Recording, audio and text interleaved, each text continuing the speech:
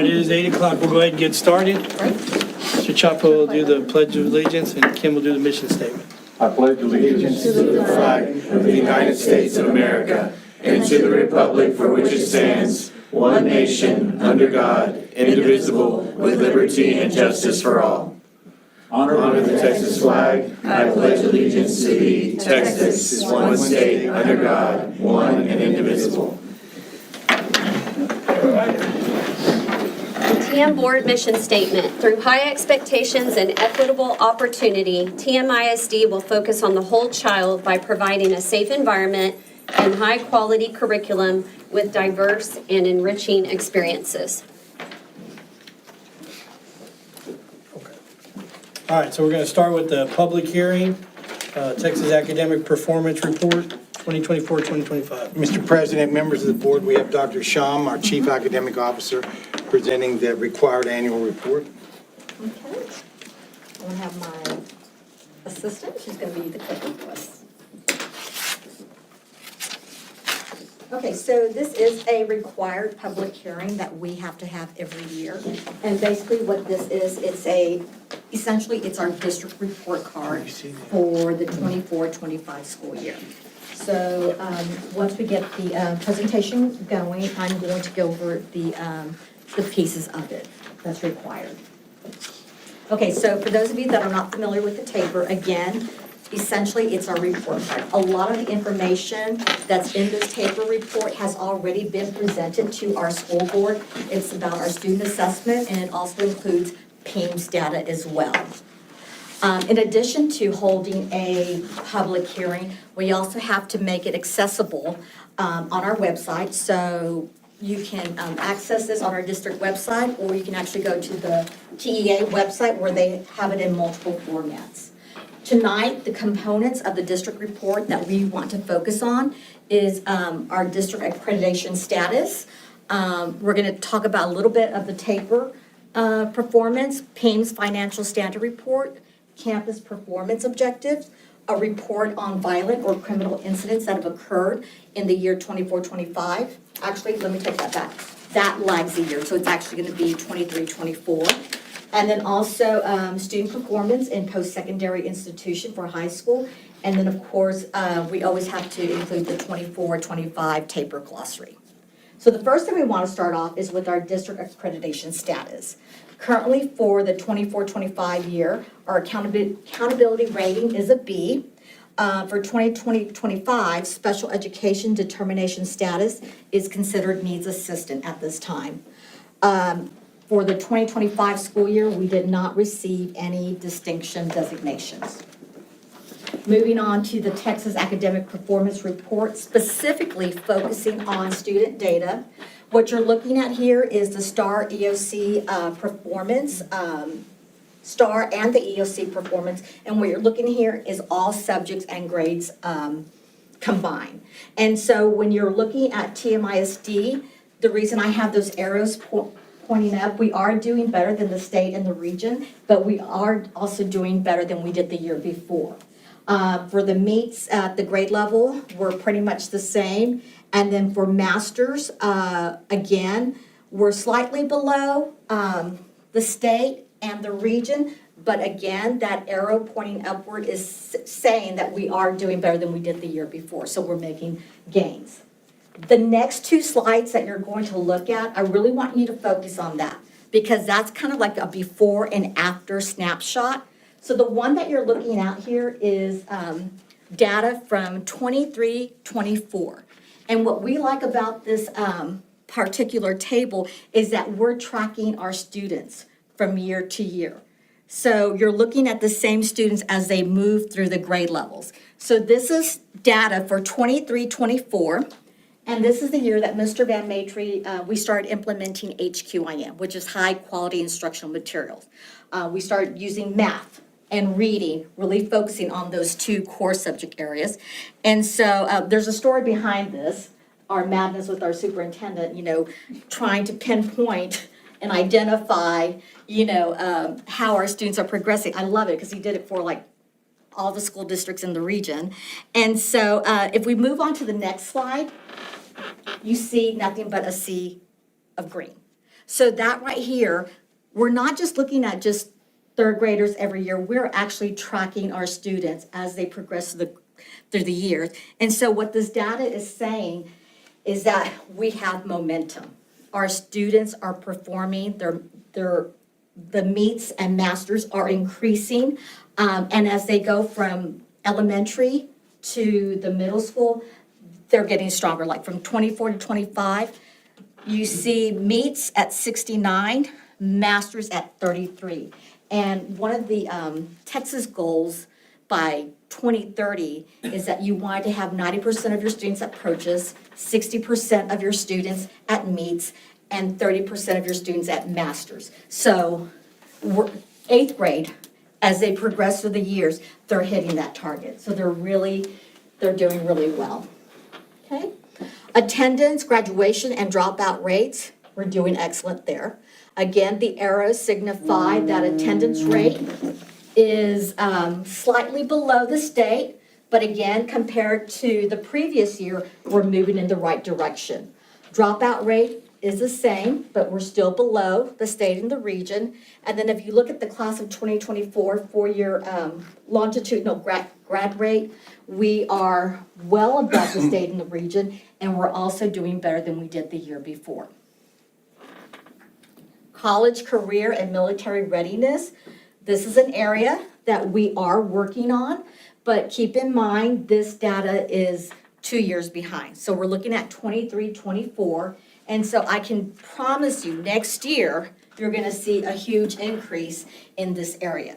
So college ready, again, if those arrows are signifying that we did better than the last year, career, military readiness, slightly below, and then college, career, or military ready, a little bit slightly below. But that's one area that we know we're definitely gonna see improvement because of the amount of students that we have going to Del Mar College or Coastal Bend College, Tamook. So, and then all of our CTE programs. So next year, I can promise you're gonna see an increase in these areas. Okay? This is PEIMS actual financial standards report. This is something that Mr. Phillip has presented to the board. Our first rating grade was a C, so we met the standards. Okay. And then our campus performance objectives. Every campus is responsible for a campus improvement plan. We also have one here at the district. It's also the district improvement plan. At the beginning, we review our objectives and our strategies for the year. Middle of the year, we also revisit our CIP and district improvement plan to see if we need to make any adjustments on our strategies. We actually did the district a few weeks ago with our DEIC committee. And so we did like a round table and they had the opportunity to look and review those objectives. And so there were some things that we definitely need to make some improvement. But that was the whole point of having that collaboration. Okay, and then this is our report on violent or criminal incidents. And this right here, what you're looking at is a report for all of TMISD. So in-school suspension, 9%. Suspension was at 2.2%. And then the JJ placement, the reason you have a negative 999, insignificant, small amount to capture that data. And then the out-of-school suspension, 4%. So again, you're looking at the total enrollment for the school district. And then student performance in post-secondary institution. So one of the things that we do with, once our students graduate, we track them.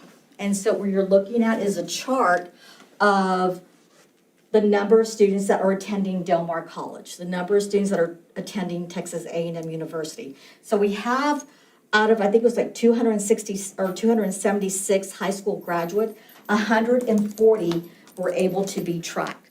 The other ones, it could be because they're attending a private school, it could be because they are enrolled in military, or perhaps, you know, at this time, they have not made a decision as to what they're doing. But out of the 276 students, we were able to track 140. Okay? And that, my friend, is the end of our table report. Do y'all have any questions? Any questions? Good work. All right, next item we have here is public comments, open forum. Public comments at regular board meetings will be conducted in accordance with board policy BED. At meetings other than regular board meetings, public comments are limited to items on the posted meeting notice and agenda. At regular meetings, public comments are allowed on any topic regardless of whether the topic is an item on the agenda posted with the notice of the meeting. Comments shall be heard at the beginning of the board meeting. Comments are limited to 3 minutes per speaker, except that non-English speakers requiring a translator are limited to 6 minutes.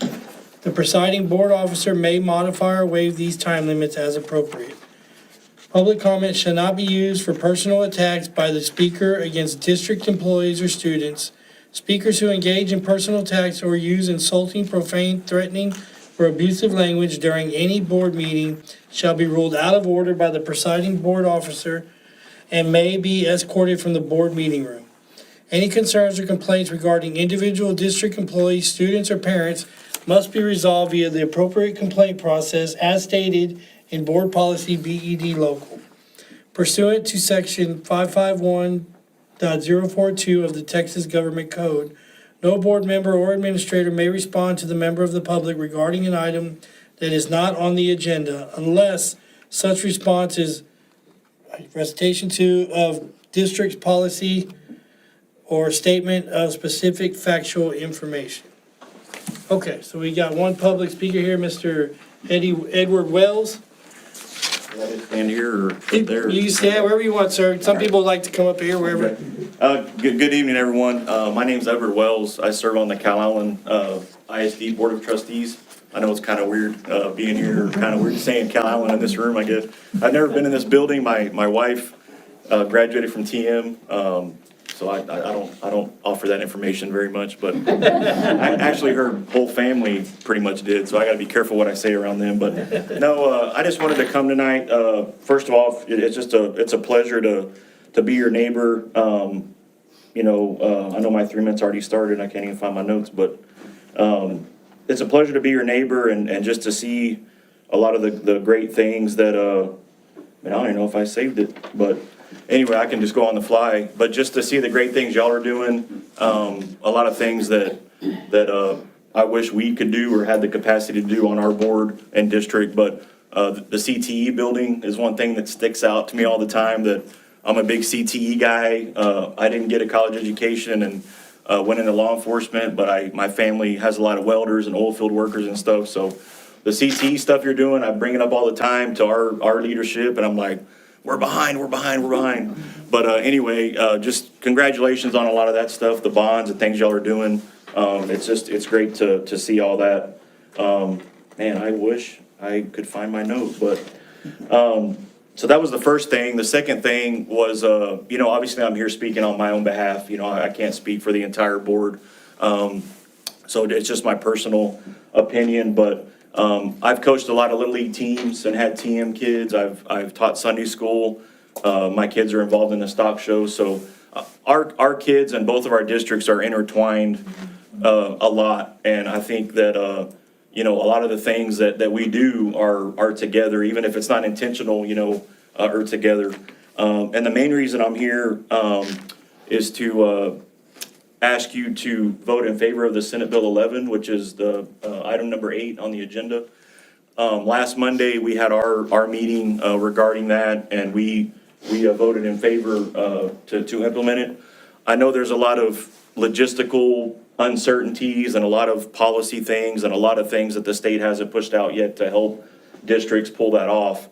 I know this is kind of the first step, but if you don't take that first step, you really can't take any other steps. So just being a neighbor and knowing how much the kids are involved with each other and like I mentioned earlier, intertwined, I would encourage you to pass it at least as the first step. And obviously, as the state rolls out more guidance and things like that, it's going to kind of fluctuate. But, I really am in favor of it. And I really think that, our schools need it. One thing that Attorney General Ken Paxton said, and I'll quote him, he says, "In Texas classrooms, we want the Word of God opened, the 10 Commandments displayed, and prayers lifted up. Twisted Radical liberals want to erase truth, dismantle the solid foundation that America's success and strength were built upon, and erode the moral fabric of our society. Our nation was founded on the rock of biblical truth, and I will not stand by with attempts to push our country into the sinking sand. The 10 Commandments obviously are in line with that. They're already posted in every classroom or should be. So that's really the main thing that I wanted to talk about, and just encourage y'all to step out in faith. It was a dogfight. We barely had a quorum, and it was, every board is different, but we ended up passing it. And just as, I wanted to come tonight just to encourage you to, as neighbors, and how much our kids, like I said, are involved with each other, that it would be a good thing to run alongside each other, among other things. I know there's a lot of other things down the road that we can do together and things as well. But appreciate y'all's time tonight, and that's pretty much what I came to share. But thank you. Thank you, sir. Thank you. All right, so we still doing recognitions? No. No. Okay, so we're passing recognitions. Our first item here is we're going to go into closed session. So the board will convene in closed meeting as authorized by the Texas Open Meetings Act to discuss items allowed by the Texas Government Code, Chapter 551.071. Did I read this part here right? Yes. Okay. Consultation with legal counsel regarding settlement agreement and release in the matter of Jennifer Wendland versus Tulosa Midway ISD, civil action number 225CV04, the United States District Court, Southern District of Texas, Corpus Christi Division.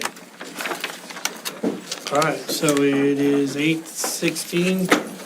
We'll go into closed session.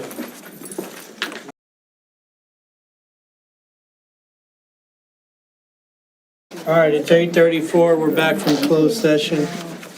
Mr. President, members of the board, it's the recommendation of the administration to approve the settlement agreement and release in the matter of Jennifer Wendland versus Tulosa Midway Independent School District, civil action number 225-CV-04 in the United States District Court, Southern District of Texas, Corpus Christi Division.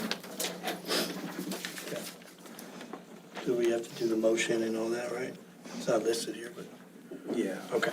So do we have a motion?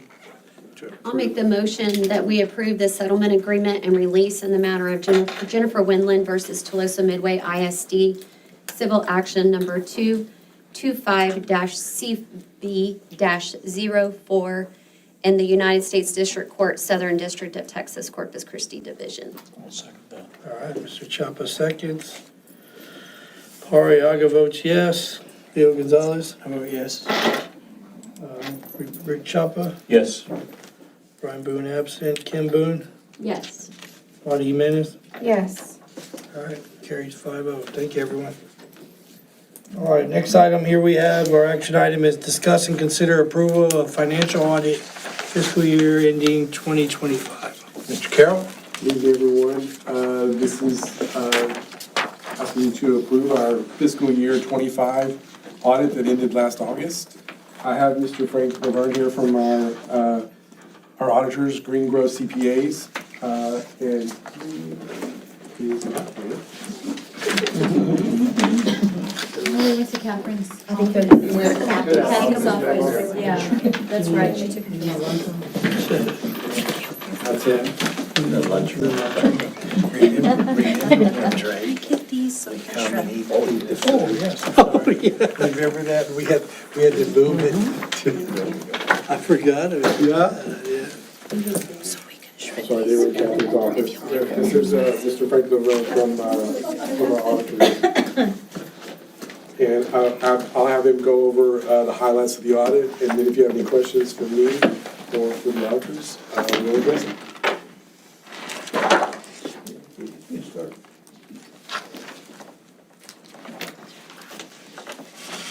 Good evening, Superintendent Mason and members of the board. I'm just gonna do some highlights, walk you through some things, try to be brief on it. If you have some questions, we'll follow up with those. But if you've got a copy of the audit report, I'm gonna have you turn over to page 5 of the audit report.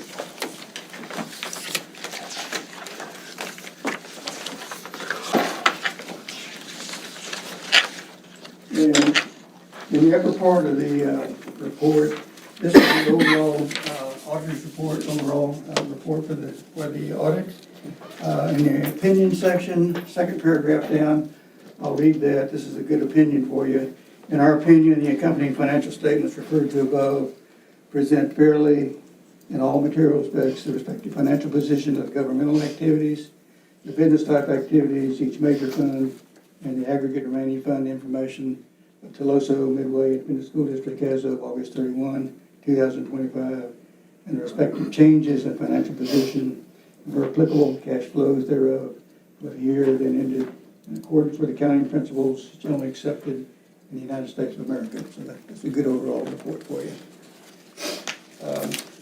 If you'll turn over several pages to page 9, I'm just going to point this section out to you. This is the management discussion and analysis section.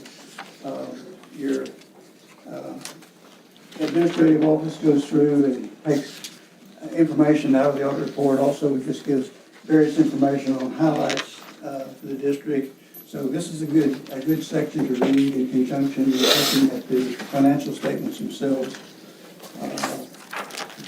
For instance, beginning on page 14 and 15 of this section of the MD&A, we call it MD&A, it gives information to the current activities of the district, your current assets, liabilities, and so forth, like on page 14.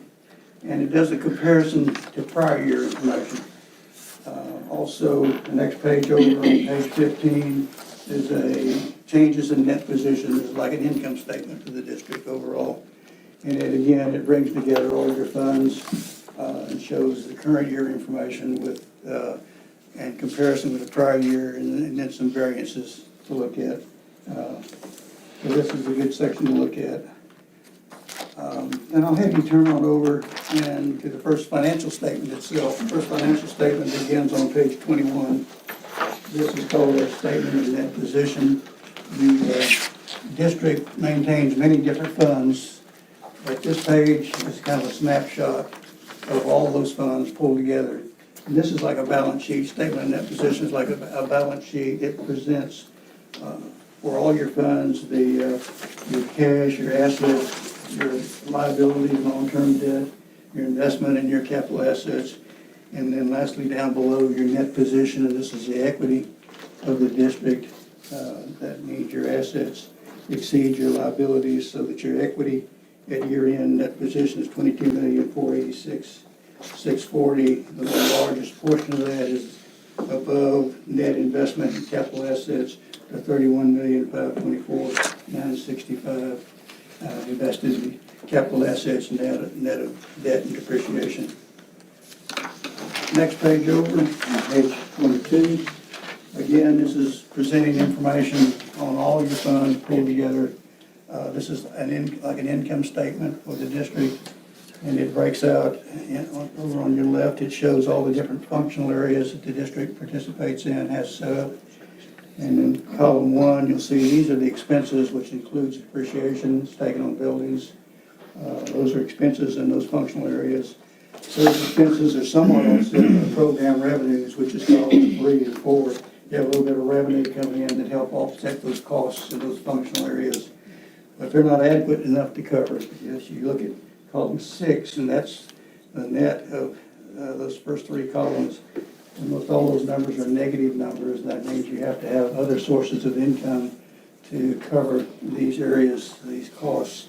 So if you drop down below, you drop into the general revenues, and those are the revenues that come in through your property taxes and your state monies that come in that do cover those costs. So that you ended up in looking at column 6 down toward the bottom, you had a change in net position, an increase of $2,471,088. So you increased your net position by a little over $2 million. So that's a good trend. You want to keep that trend going if you can. You may not have a positive number there every year, but the trend, you'd like to have that going up each year for you. So you ended up with an overall net position of $22,486,000. And on the next page, 24, I'm going to concentrate on the general fund. This is your operating fund. This is a balance sheet for your governmental funds. The general fund shows your assets, liabilities. And look down below the fund balances, you ended up with an overall fund balance of $9,798,593, the general fund. Going over to the next page, I'll still, page 27, if you look at page 27, this continues the income side for these funds. And again, look at the general fund, you got revenues of $40,841,000, expenditures of $41,027,057. You have a little bit of proceeds on loans, so that overall, I'll concentrate on this, you ended up drawing down on your fund balance $24,102. So it's almost a break even, your revenues and expenses, almost break even. So you're down on your fund balance by the 24 million, so you ended up with a fund balance of $9,798,593. It wasn't long ago that parentheses was over 3 million. Yeah. You made good progress in cutting that back. Yeah. Then I'm gonna have you turn over to page, beginning on page 35. These are the notes to the financial statements. It's important to read the notes in conjunction with looking at the financial statements. The notes give you some additional information about the entity, and also it gives you more detailed information about some of the numbers that are in the report itself. For instance, if you look over on page 41, 42, it breaks out in more detail your cash, investments in these different pools, cash equivalent pools that the district has. And also on the next page, continuing on 43, going on to 44, it shows, we were talking about capital assets earlier, it shows more detail about your capital assets, the breakout of your capital assets. And then on over on the next page, page 44, there's detail on your debt, your bonds that have been issued. It shows the original issued amounts, any amounts issued, and then the remaining amounts that are left to be paid. Those continue on over to page 45, all that debt section. So it's got a lot of good detailed information on the financials. And then I'll have you turn over the last pages of the notes on page 57 and 58. It's a good note. It's kind of a summary note. It breaks out your fund balances for your various funds. So it's a good quick look to see what your fund balances are in the different funds in the district.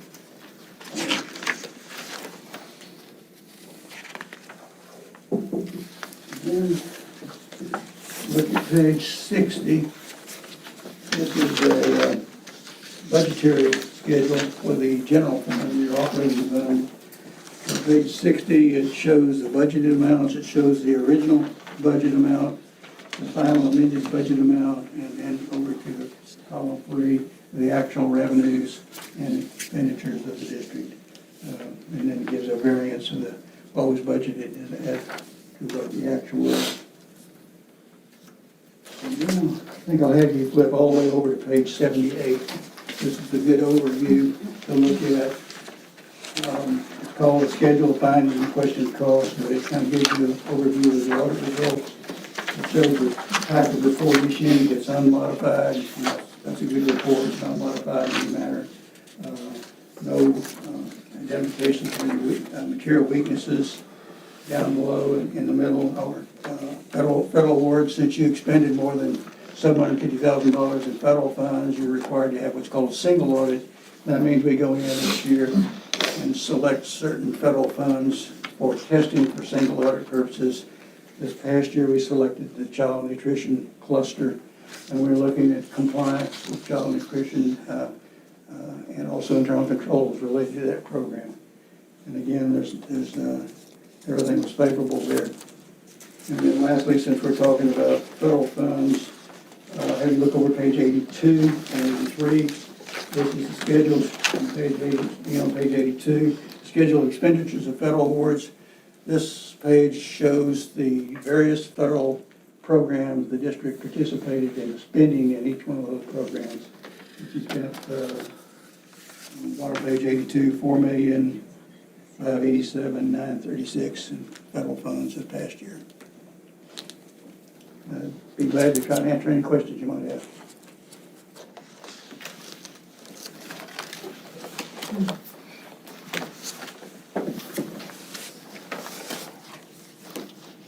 Questions? I think we're good. Thank you, sir. Thank you. Thank you. Thank you.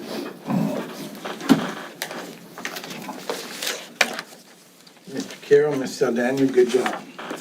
Good audit. Mr. President, members of the board, it's the administration's recommendation that the Board of Trustees approve the presented Tuloso Midway ISD annual financial report for the year ended August 31st, 2025. All right, you have a motion? I'll make a motion to approve the financial audit fiscal year ending 8/31/2025. Okay, second. Mr. Chapa. All right, Paul Riaga votes yes. Leo Gonzalez. Yes. Rick Chapa. Yes. Brian Boone absent. Kim Boone. Yes. Lottie Jimenez. Yes. All right, carries 5-0. Thank you, everyone. Great job. Thank you, sir. Thank you. Thank you. All right, next action item here we got is discuss and consider renewal of district property liability, auto and windstorm insurance. Mr. Carroll? Tonight, I have Mr. Tom Carlisle from Carlisle Insurance. He's here to answer any questions. You have a copy of the proposal for the property insurance rates and plus all the other policies that we have covering our automobiles, also educator liability, other policies that we have, including cyber insurance, because we do have cyber insurance to protect us from cyber attacks. And they gave us a proposal, and we were recommending you go with option 1. And it kind of compares, the first column has what the previous year was, so you can see the difference in the premium prices. But I'm gonna turn it over to Mr. Carlisle to just kind of go over briefly, and then if you have any questions about the type of coverage and what this entails, I would direct them to him, because he's the expert, if you have any questions about that. I'll just stand right here. I'm Tom Carlisle. I've been doing this for 51 years. And I feel it a privilege to come to these school board meetings. My son Chase normally does them, but his wife had surgery at MD Anderson this morning for a tumor, but it's not malignant. So, thank God. So, I've been texting him back and forth. You know, the past has been very brutal on property insurance, because we insure everybody from the port to CSASD to Oasis County. We insure more property along the coast than most agents, and it has been a brutal market, and it's not been fun for us, and I know it's been horrible on y'all's budgets. I don't have a school district to pay it myself. So the good news is what goes up must come down. And so the profitability of the insurance companies, and this, if you've been in this business long enough, it does this, and it does this. And it does this, because once they see they're making a good return on the investment, they just start competing against each other. And it's good for the public, and it's the proper way America should be competing. So y'all's insurance went down about 30%, $653,000. If you kept it with your current coverages, but we always talk about premium, but the other thing that's happening is because the market is getting softer, it allows us to go in and ask for better coverages. And so not only did it go down, there's some real positive things that have been in your coverage, and I'm just gonna go over, and there's about 6 of them. Do y'all mind? One of the things is y'all have a schedule of all your buildings and properties. One of the things you do is you buy a loss limit, because it's very expensive to insure $250 million. Your loss limit's $50,000, but it's always gonna be subject to a max of the value that they're scheduled for, okay? One of the things that was added this year is 115% margin clause. So if you had a building insured for $1 million and it was totaled or it took more, you could claim $1,150,000. So you get an extra 15%.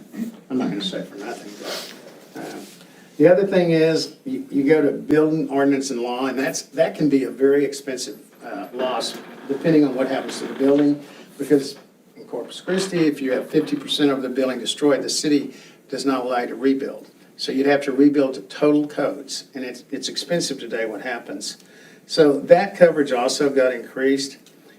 You have 10% per building with a maximum of $5 million per occurrence. You had a maximum of $1 million last year. So that got increased a lot. I think this is a big deal. Flood, you had 5 million blanket. We're buying 10 million now.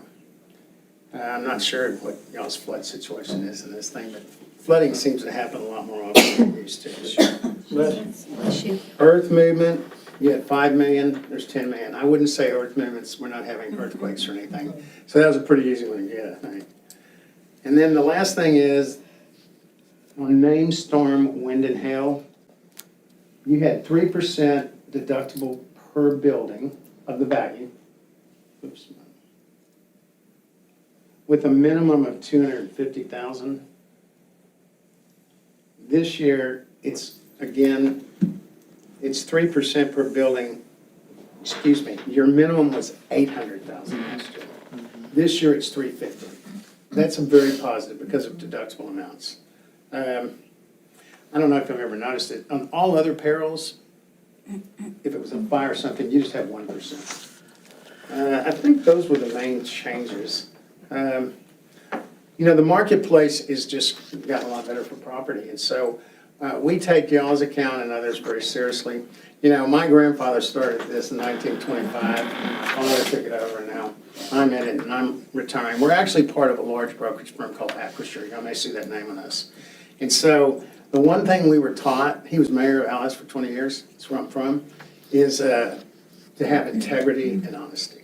And I can tell you that our family is still doing it that way, and I'm very lucky that I have a son who I'm very proud of that handles y'all's accounts. So we very much appreciate your business, very much. So, does anybody have any questions?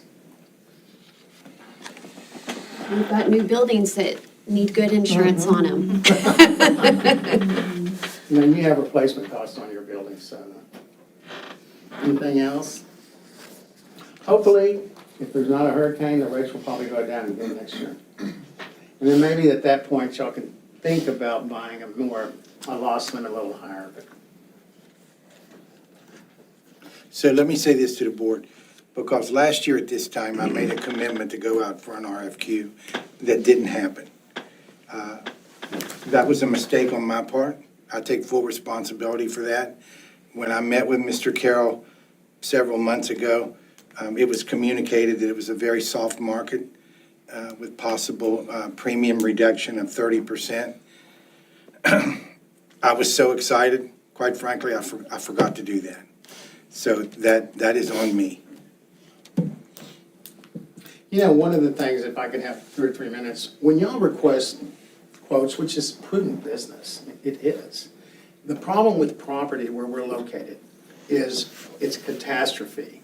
And so when you put it out there, the current agent, which we do, we go to a lot of markets. And a lot of times y'all's may not have been, like, I'm not going to brag, we insure CCISD, it's the largest schedule on the Gulf Coast. There's 16 companies on that. And so when you went out to a bid and this guy get this one and this one, you may not be able to put the pie together. It's a different type. And so a lot of people do request for qualifications on schools because there's probably going to be just 10 to 12 major players that like windstorm on these buildings. It doesn't mean you still can't do it.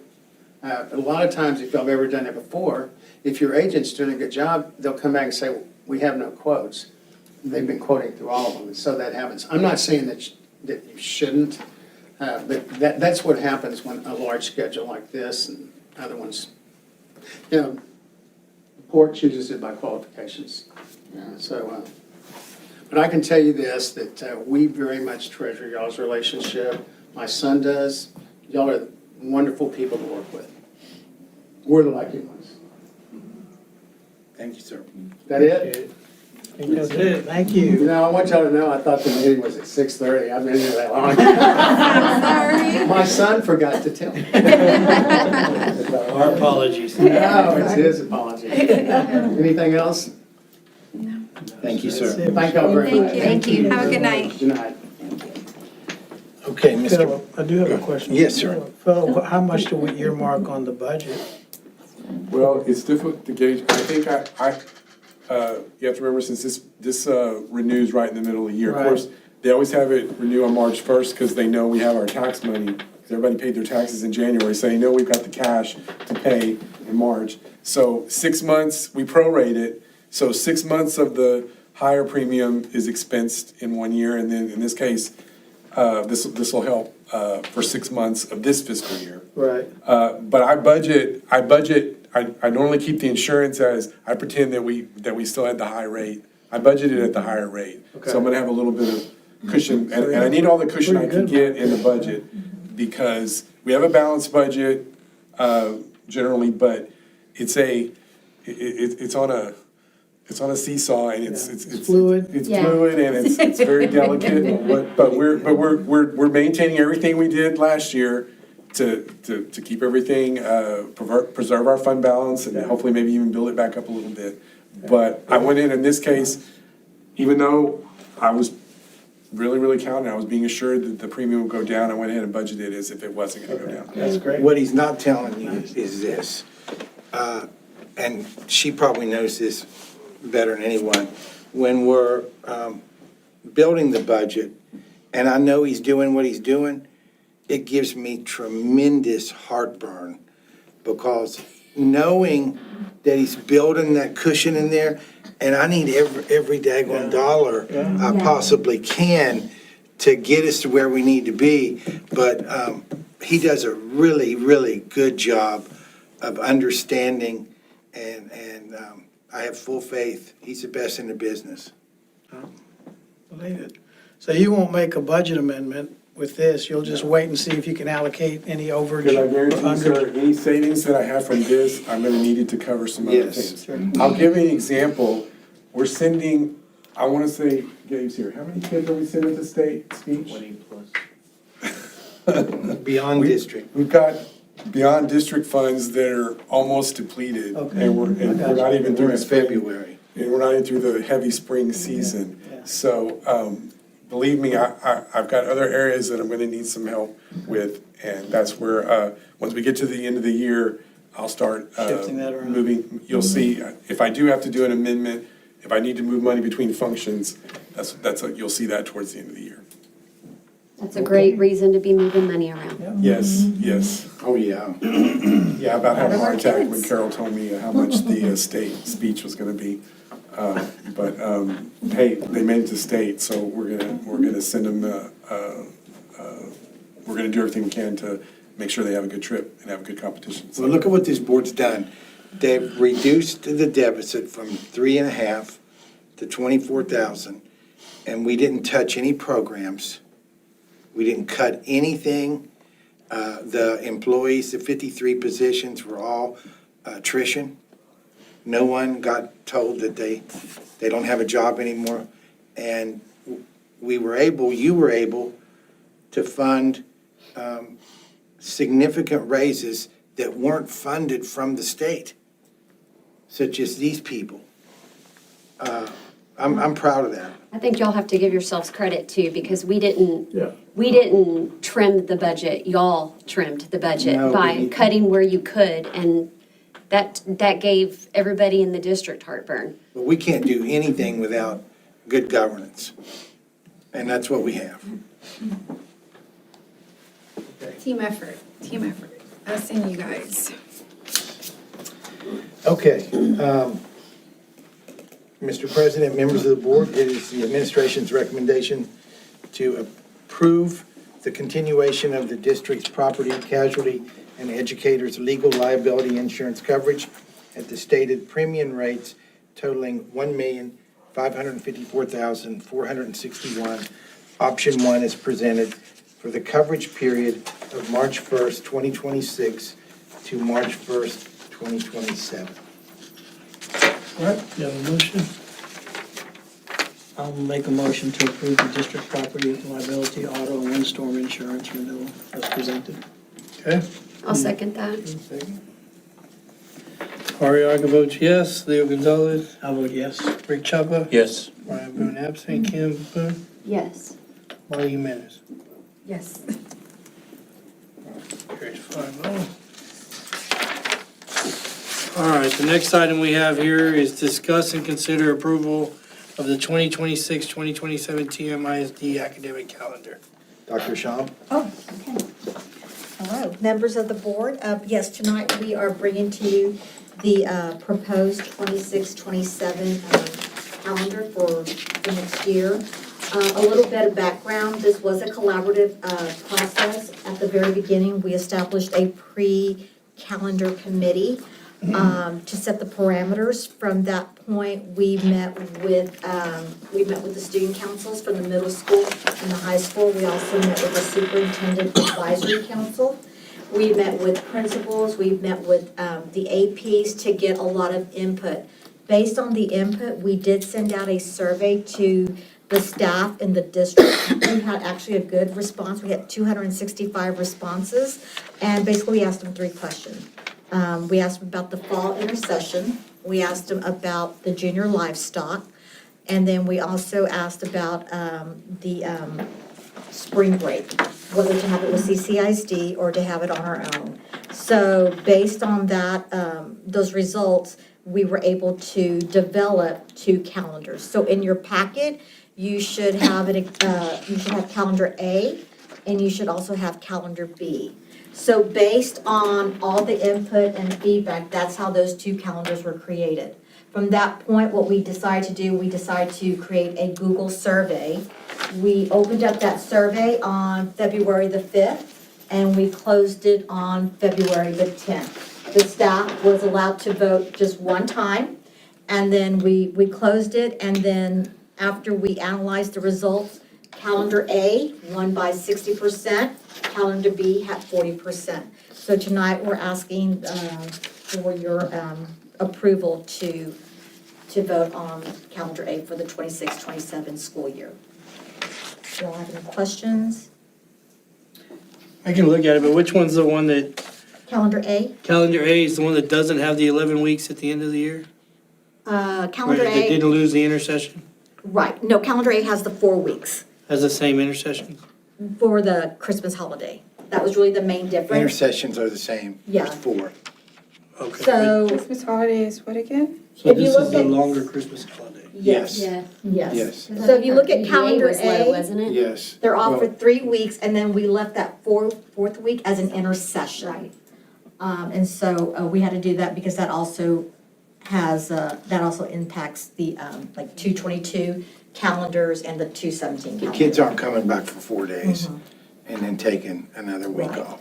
And we did also have like some input from like the DEIC parents. And so like I said, for this year to develop the calendar, we had a lot of input. It was very collaborative from like students, teachers, parents. And so, you know, based on the input, we put together the 2 calendars. So in the first one, they're off from December 21st until January January 19th. 19th. Yes. It's pretty much almost a month. I love that. Almost. I love that. You love that? I love that. Talking to the parents, they're like, you know, they brought their little ones for 4 days, and then they're like, we had to retrain them again a second time. And then talking to the high school students, they had some very good points. And believe it or not, they voted for calendar B. And the reason they voted for calendar B, because they said those 4 days gave them an opportunity to look at their schedule, you know, and make some changes. So we had both camps as to why they would pick calendar A and why they would pick calendar B. So, but we definitely, you know, we heard what they were saying, and together that's how we came up with these 2 calendars. But they both start on July 15th Yes. and end on the same Yes. day? There was earlier calendars that weren't like that. There was some discussion on starting later. I think that would have caused significant community angst.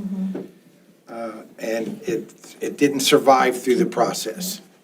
And basically, we had to begin with the end in mind. So graduation, we had to work our way all the way back, because graduation is set 2 years in advance, so you have to work your way back. And so that's how we set our parameters. There's just some non-negotiables that we had to work with. There's also a comfortable amount of additional minutes in the calendar for bad weather day, those sort of things.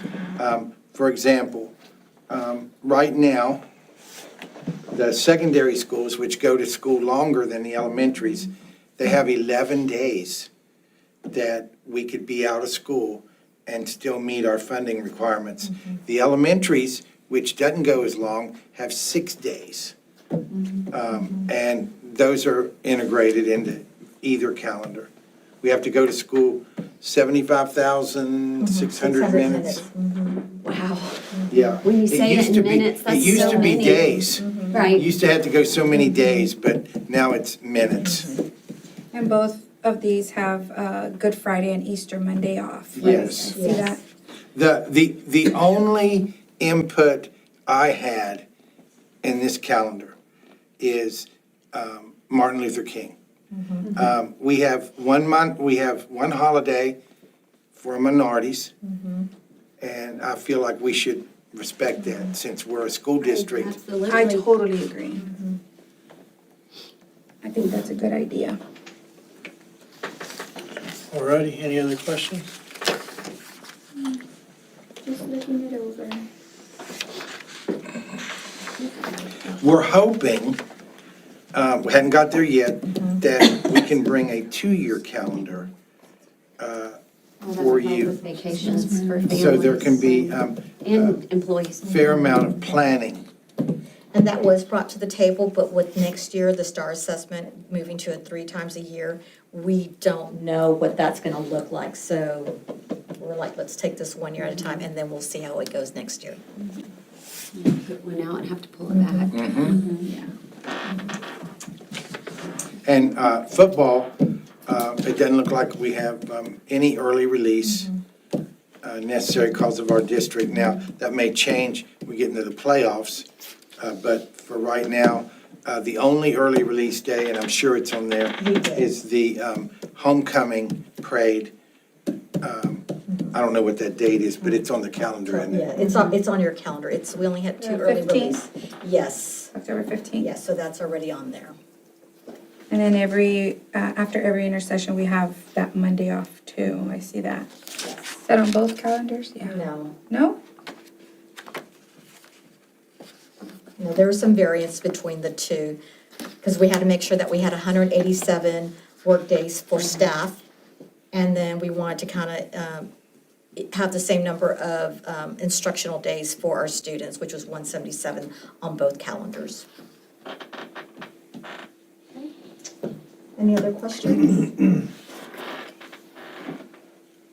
Thank you.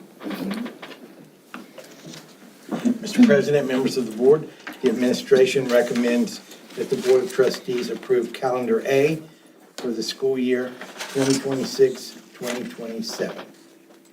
Do you have a motion? No, but I move that we adopt calendar A for the school year 2026-27.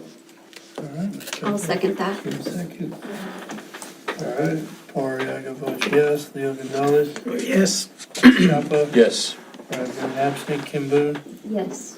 Marty Jimenez. Yes. All right, carries 5-0.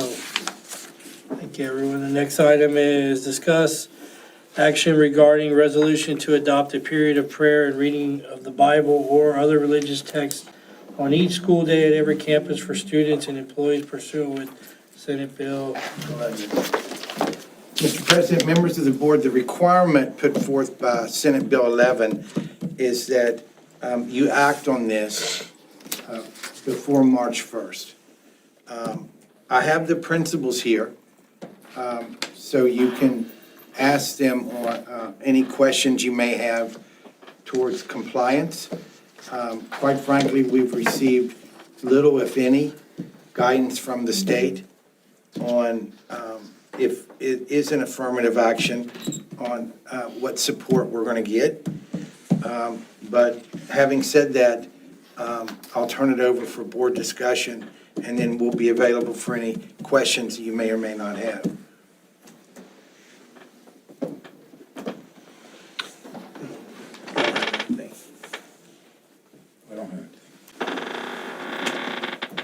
Tracy? So are they saying we have to approve this, or it's up for discussion? It's up for discussion. It's up for discussion.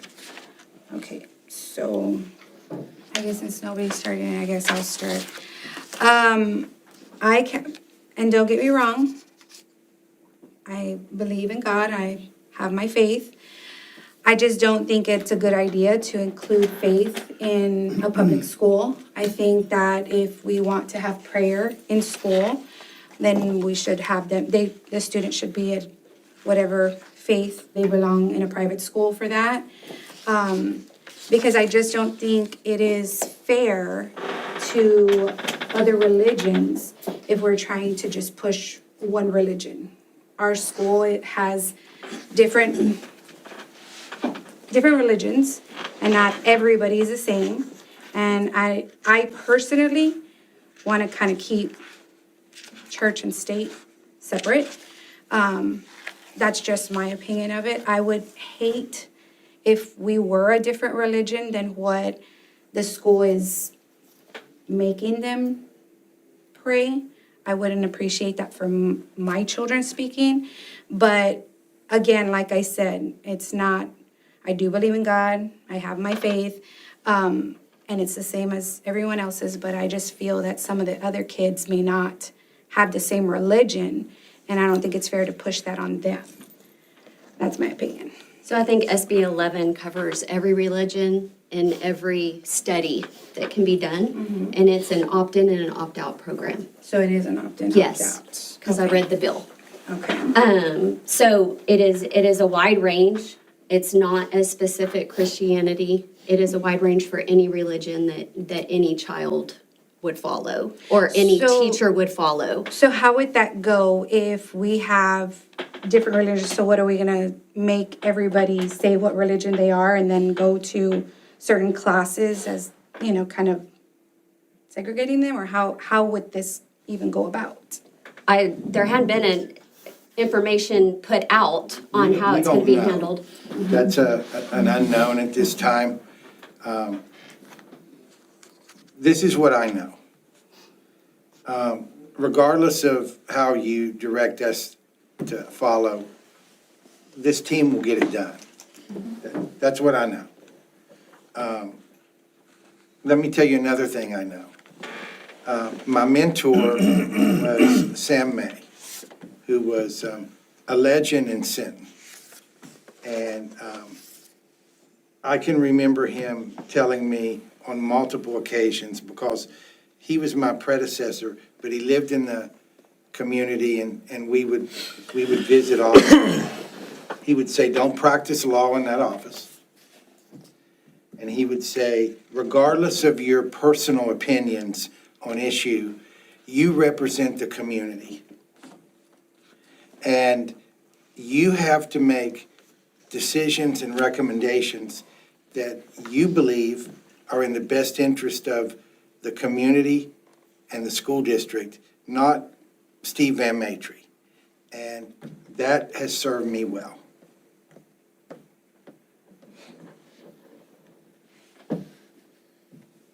So I will say that with having the opportunity, I think all kids should have the opportunity to exercise their rights and what they believe.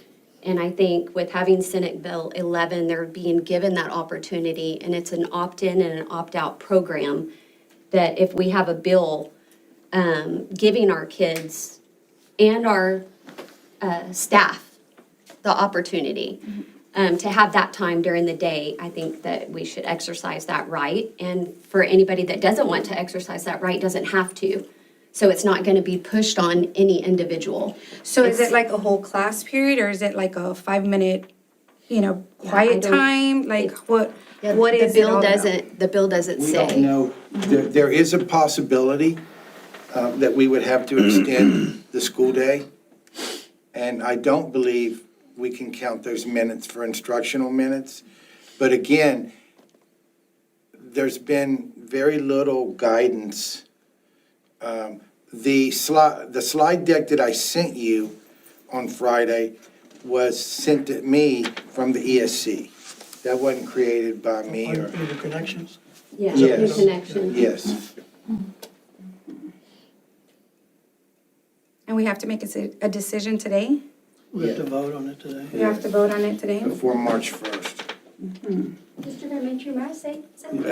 Yes, thank you for, you're here to give your opinions, Well- to talk about anything you feel you need to say to the trustees.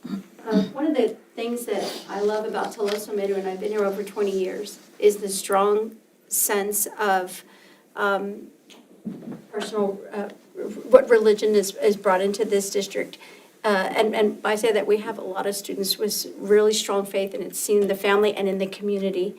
When we look at Senate Bill 11, it's the logistics and the uncertainty that are a little bit concerning, I know for me, is how are we going to incorporate this in the day with the time we have and to meet the minutes. I think it's just the way, it's the presentation. I love, and I think that Toloso Midway has so many opportunities for our students already. We have a huge, strong presence with FCA, with Meet at the Pole, and it's shown in the many years I've been here. And I think we can continue that tradition and keep it going. With Senate Bill 11 and the uncertainty, I would really like to see what other districts do and get a footing before we make a decision that it's something we've got to put into effect immediately. So that's just my opinion. Thank you. Thank you. And reading just for what it's worth, reading your connections, it did seem like logistically a lot of moving parts. But beyond that, I'm of the opinion that we should keep, when we took an oath, when Lucy Rubio, I think that's her name, when we took an oath, we said we'd uphold the Constitution, and I feel like, the U.S. Constitution, and I feel that there is a provision of keeping church and state separate, and I'm a praying person, and I echo what Marty says, and I just think that, we shouldn't administer as an arm of the government, which we are, we shouldn't be administering that. That's just my personal opinion. I agree with you. And I also think that we're very lucky that we have Arlington Heights here, where if my grandkids want to go to Arlington Heights, they can go there. And nobody's going to tell me otherwise. They have the right to go there. I also know that they have the right to go to John Paul or IWA if they want to. St. Anthony's also, there's a. St. Anthony's in Robstown, great school. So they have that right. I just wanted to say, being at a primary school with 4, 5, 6, and 7-year-olds, the thought of doing this is daunting logistically. Because a lot of our kids, a large majority are emergent readers at best. They're learning to read. So then you have adults that depending on what this becomes, and then you could have parents saying, well, what are you reading to my child? And they're starting to question things. So the thought of that is daunting. I will say, at the primary school, we do our moment of silence every day, and our teachers and myself and all my assistant principals, at the beginning of the year, when we talk about moment of silence and what that means, we say it. This is a time to pray, reflect, or think good things about your friends and your family. So, we embed those things, and I know the high schools have clubs and organizations and other entities that do allow this time and pray at the pole and all the things. So, I just feel there is already embedded, and for anyone to say that there is no place in the school for it doesn't know schools very well. But I'm just wanted to say that logistically, it's tough. And I'm looking at a primary lens. I can just imagine a higher up lens where there's already every minute is accounted for, and we're trying our best to do our jobs and educate kids, and it's hard already. And I think, just to reiterate what they're saying, you are at the bare minimum time that you have for high school classes. They're at 45 minutes. That's the least amount the state has. So it would be an extension of the school day, which means our staff would stay longer. You'd have to pay them more. I'm not sure if Philip has that in his budget, our hourly staff, so on and so forth. I worry as a parent what religions that are unorthodox would enter into my child's school. I'm a very faith-based person. I have a very faith-based family. Would I want some other religion that was not grounded in good things to be read in a public school, I would have a problem with that as a parent. That's all I'm gonna say about that. But to the point of, would it be a logistical nightmare? Absolutely, because if only 50 kids opted in, it has to be non-instructional minutes. I have 1,000 kids running around doing nothing. And that is a scary, I think it's The safety, scarier at her school more so than mine. But that is just my opinion. So that time would have to be allotted for just that? It couldn't be allotted for character building if they did not opt into this program, or life skills or anything like that? Probably could, but then we have we have staff that would have to be willing to learn and teach something else on top of it. So I think that would, and already we're doing, I mean, I know they started warrior worship at the intermediate, we have it at the middle school, they have it at the high school, so I mean, it's grown, the program has grown. You should see the amount of kids that go in the morning with, on Fridays. Worship is huge. And that's good that they have that option before school or they have it after school. But during school, I don't think it's a good idea because like you're saying, all these logistics of trying to get who's in, who's out, you know, parents may not agree on this and they're all different. There's different religions and like he said, you never know what they're really. And then I'm just gonna say this too, every time we have a program that's opt-in, opt-out, I have multiple divorced families that like, one says yes, one says no, and every week I have to flip their paperwork. So it's logistically, and from the research I've done on this and studying all the districts all over Texas, the ones that are opting out is based on the logistics of it at this point, until more details are given. And to your other points, from what I've read from it, it would be asking students which room you would want to go in. The Catholic room, the Protestant Baptist room, the Wiccan room, that's the part we'd have to figure out and then find a teacher who's willing to sit there and do that as well.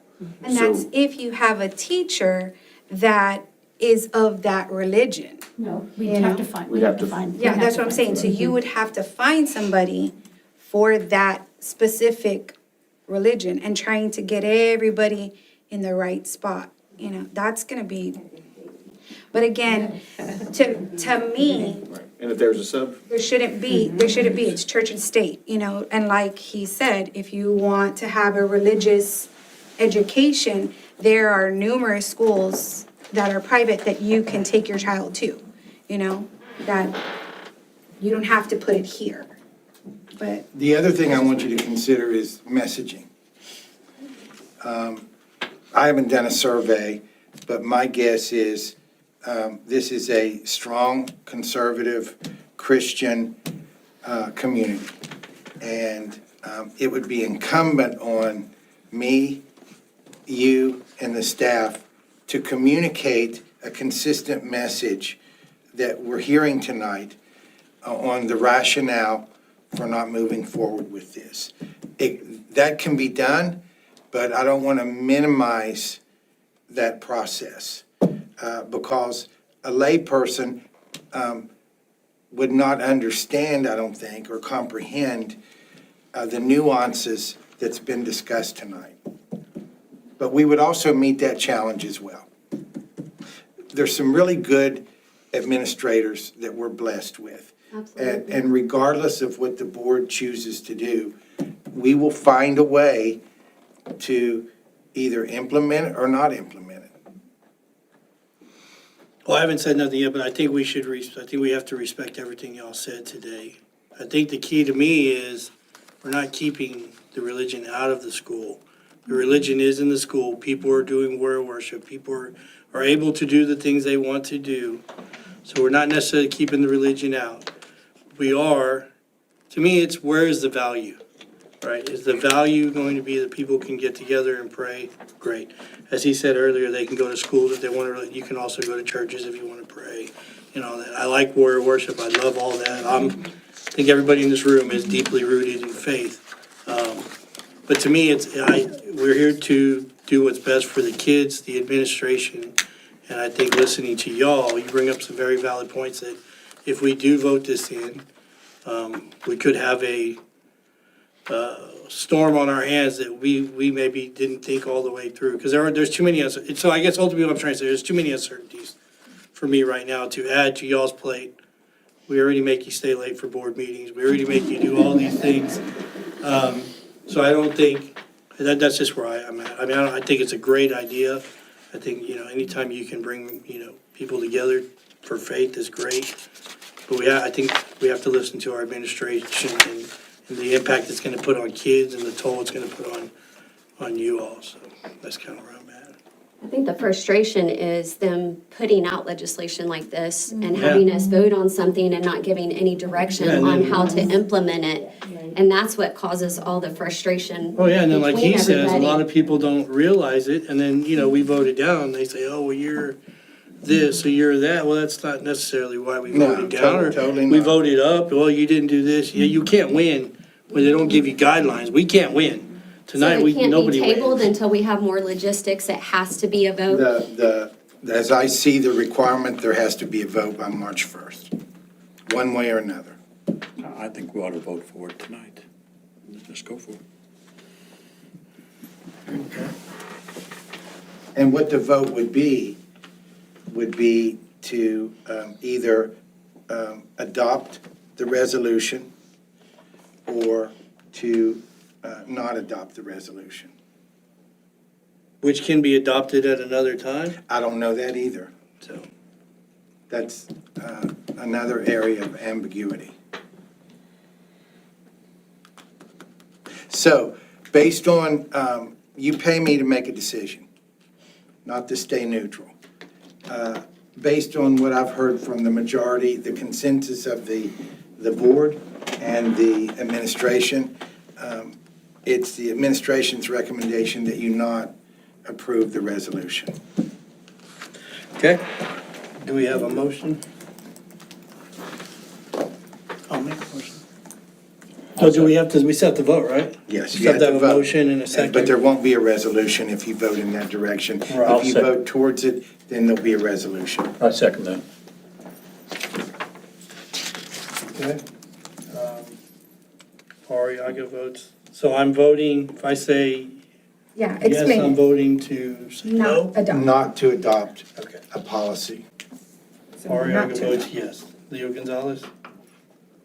To not adopt So the not policy. adopt, yes, I vote not Rick to, Chapa? not to adopt. Yes. Brian Boone absent. Kim Boone? No. Marty Jimenez? To not adopt, no. I mean, yeah, wait. One more Yeah, time. Yours is yes. Yes, I adopt not to do it. Okay, so the motion carries 4-1 to not adopt it as of today. So as I read the requirement, you've met the requirement of SB 11. And if there's additional information and there's an opportunity that some things have been amended, I'll bring that to you as well. Okay. All righty. The next item here is discuss and consider the nomination of candidate for TASB Board Position Region 2. Ms. Castillo? Okay, really quickly, we've done this pretty often where TASB notifies us to let us know that there is a vacancy for a TASB director nomination. So if the board would like to nominate a candidate for a TASB board member position, you're able to do that. The candidate packet is in here, and we do need to get this back to TASB by March 11th. So it's completely up to you. If there's anyone that the board would like to nominate, we would just have to fill out the form, the nomination form. And then that candidate or nominee would have to be willing to sign that their willingness to serve on the board is indeed what they want to do. One requirement that they do have, for a board member, must have 18 months of local board tenure as of December 2026 to be an eligible candidate for the TASB director position.